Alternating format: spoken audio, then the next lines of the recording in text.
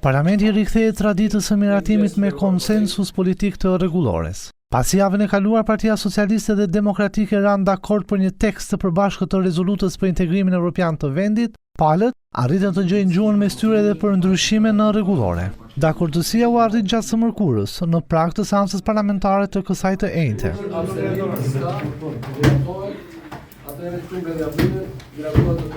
Raportimi i institucioneve të pavarura në parlament ka qenë një ndër pikat më të debatuara.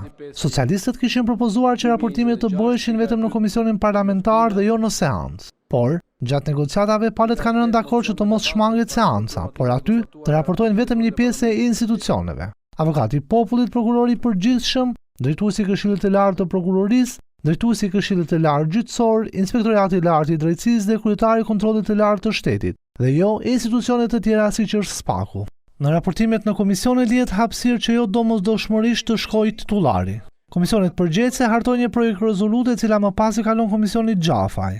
Këtu do duhen të paraqiten drejtuesit e institucioneve të pavarura për të diskutuar tekstin e projektit të rezolutës, e cila mund të pasojë ndryshime. Ndryshime pasojë dhe formula e propozimeve të kandidatëve për institucionet e pavarura, ku tani e tutje, një deputet ka të drejtë të mbështesë me firmë vetëm një emër. Në propozimin e Partisë Socialiste thuhet se të gjitha ligjet e integrimit duhet të kalonin me procedurë të përshpejtuar, por pas insistimit të Partisë Demokratike, këto ligje do të kalojnë në kuvend me procedurë normale përveç rasteve kur kërkohen nga qeveria me kërkesë të arsyetuar. Numri prej 11 komisionesh parlamentare mbetet i paprekur. Po ashtu, edhe koha në dispozicion për fjalimet e deputetëve do të vijojë të jetë 10 minuta, e jo më 5, sikurse ishte propozuar shumica në ndryshimet e saj. Shumica ka pranuar propozimin e Partisë Demokratike që me kërkesën e një kryetari i grupi parlamentar, seanca plenare të ndërpritet në orën 22 dhe të rifillojë ditën pasardhëse. Po ashtu pranua dhe kërkesa tjetër e opozitës që masa disiplinore të pezullohen automatikisht nëse ankimohen në byron e kuvendit.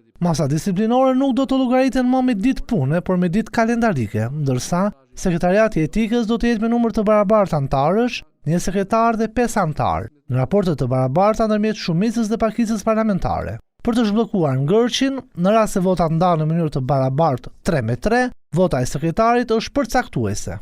Socialistët ndryshuan në mënyrë të njëanshme rregulloren e parlamentit në nisje të sesionit të ri vjeshtën e kaluar. Ato kundërshtuan me forcë nga opozita, e cila e çoi çështjen në gjykatën kushtetuese. Ky i fundi gjeti shkelje në procedurat e ndjekura nga shumica, çka pasoi kthesën e socialistëve për të bërë ndryshime.